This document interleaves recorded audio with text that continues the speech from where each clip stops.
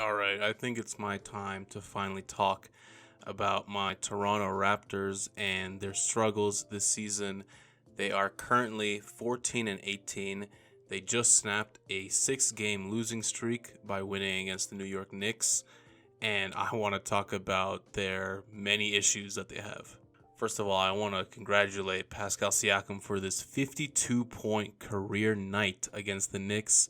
We finally broke our losing streak, and he had a crazy game, man. I don't have any words for it. 52 points, 7 assists, 9 rebounds. We literally needed every single point from him out there tonight. He was the entire engine of our team today, as he is most nights. Fred had a decent game for his standards as well, but Pascal tonight, absolutely incredible. 17 of 25.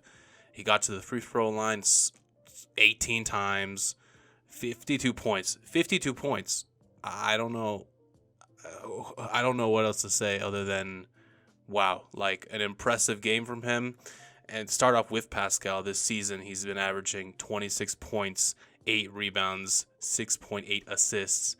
I mean, what else can I say? He's an all-star. He's an all-NBA player. His game has gone to levels that, I did not think he would do this. I made a video earlier this season saying that Pascal is playing MVP basketball, and he still is. He had a month off with injury, but he came back. He's still playing like an MVP. I don't know what else to say. His jump shot has been pure butter this season. He's just been swishing shots left and right, getting to the basket at will. Nobody can guard him. I mean, his playmaking has just gone up exponentially, and I think that the Raptors really have something with Pascal Siakam here. Now, for this video, I had to rack my brain around and really think about how much of this team's issues are the result of injury, because it is a fair point to say that this team has been injured a lot. They've had 17 different starting lineups this season, which is the most in the NBA. Pascal has missed a month of basketball earlier. OG missed a couple games with a hip injury. Gary Trent Jr. is out right now. Precious Achiuwa hurt his ankle. Scotty has been out. Fred was out with an illness. Literally everybody has been injured this season, and that is a fair point to say. But after watching the Raptors in this losing streak and just overall this season, the injury is not enough. It is not the only reason. It is, as always, for the Raptors, it seems like injury is always a reason. But this season, it is not the only reason. It is definitely not the biggest reason. I think there are fundamental issues with the way that this team is constructed and built. First off, I want to start with Fred VanVleet. He has been disappointing, to say the least, this season.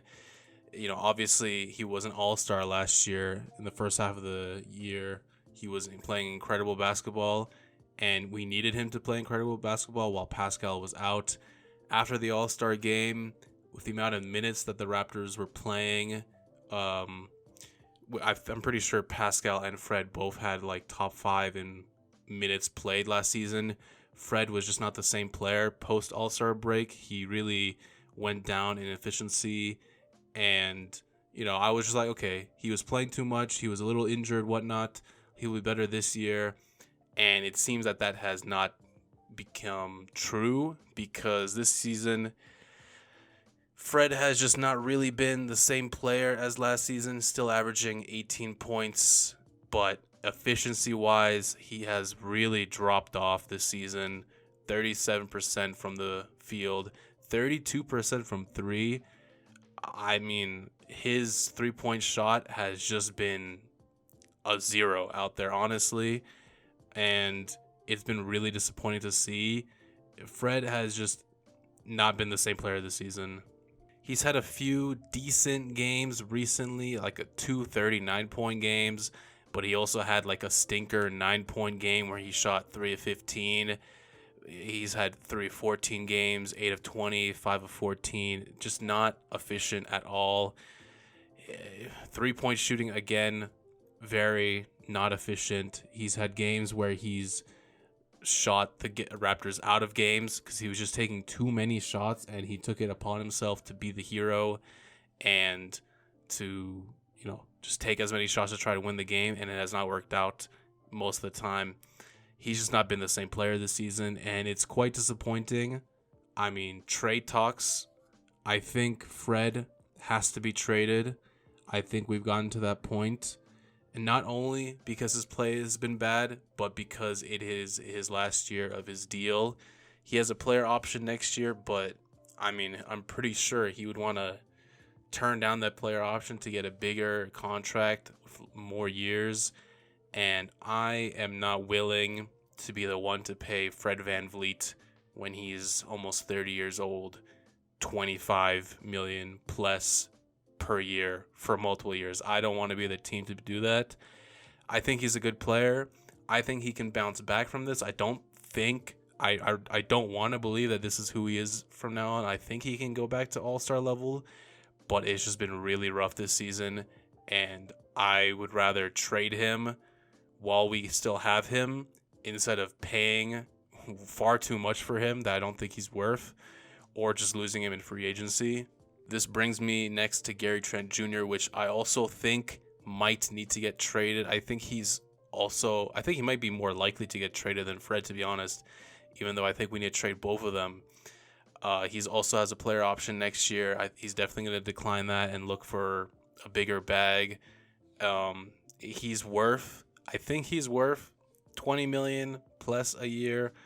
Again, I don't think the Raptors are the team to pay him that much, and it's unfortunate because I like him, and I think he has potential since he is still so young.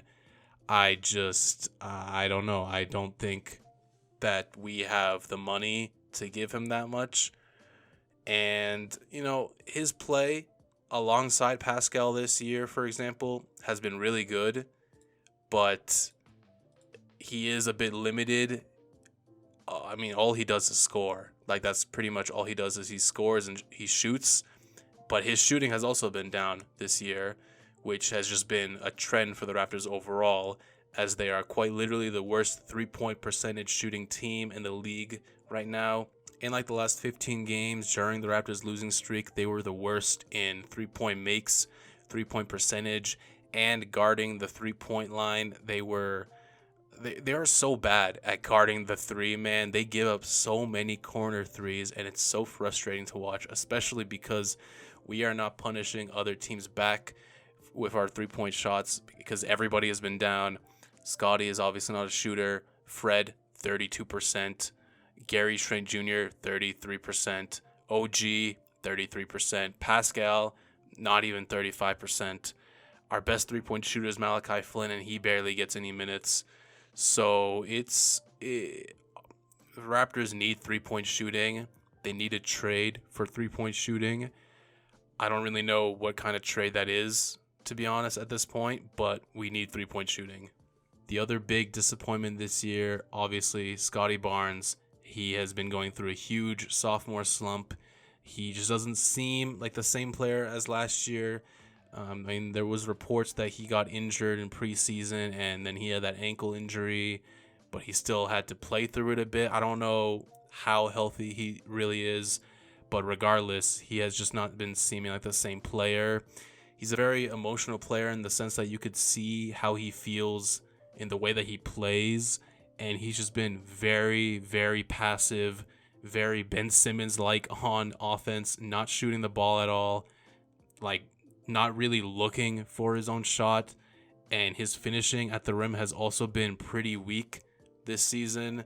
He's been missing quite a few easy bunnies and hooks and stuff that he does in the post. He's had some decent games. He had 2 back-to-back games in our losing streak against the Kings and the Nets. He had 27 points, 10 assists, 26 points. He can still score. He just hasn't looked aggressive at all. He hasn't looked for his own shot. And when he isn't aggressive on offense, he's not useless, but he's very... he's doing very little on offense when he's not being aggressive. His passing comes from his aggression, and he can't really do any of these funky, cool passes that he likes to do when he's not being aggressive on offense. He had a pretty big stinker today against the Knicks, he had 2 points, 1 of 10. So, he got some nice assists, but he was absolute zero on offense. And defensively, last year I was surprised with his defense because it was not that good. And this year is just like almost even worse. Like, he can't really defend on the perimeter that much. He gets blown by quite a lot, and he doesn't look engaged. Overall, the team during this losing streak, they did not look connected. They did not look engaged. The Raptors have one of the lowest passing rates. They weren't passing the ball. They weren't swinging the ball. The offense overall was just very predictable. It was very isolation heavy. Give it to Pascal or Fred, drive and kick, and that's it. But when our kicks result into threes that don't hit, it's like, what's the offense then? There was no cutting, there's no motion. The super heavy forward minutes, I don't really know how much I'm liking it anymore, because if nobody on the floor can shoot, nobody's cutting, what's the point of having all these long forwards? I'd rather have. Malachi Flynn has been playing a bit more recently, and he's been playing decent. I guess I would advocate for more Malachi Flynn minutes, but just overall, offensively, is very simple, very predictable offense from the Raptors. Defensively, during our losing stretch, there was not a lot of action, just no motivation, nobody really trying too hard. It was very weak. There is no passion, there is no vision, there is no aggression, there is no fucking mindset in this football club. Nothing is there. What the hell? This Knicks game that just happened was probably the best game that we've had in a while. Obviously we won after losing six in a row, so it's obviously the best game that they've had in a while. But just overall, the team looked really bad, and I think the losing streak is a sign of real issues with the roster that need to be addressed in terms of shooting, and I guess more versatility with the players that we have. I understand the idea of the vision of 6'9", with everybody being tall 6'9" forwards that can pass the ball and shoot and all that, but that's just not where we're at right now. And during our losing skid, I think you gotta consider trading. You have to trade, I think, Fred and or Gary, just because you can't afford to pay both of them, because at this point it's obvious that this team right now is not a championship level team.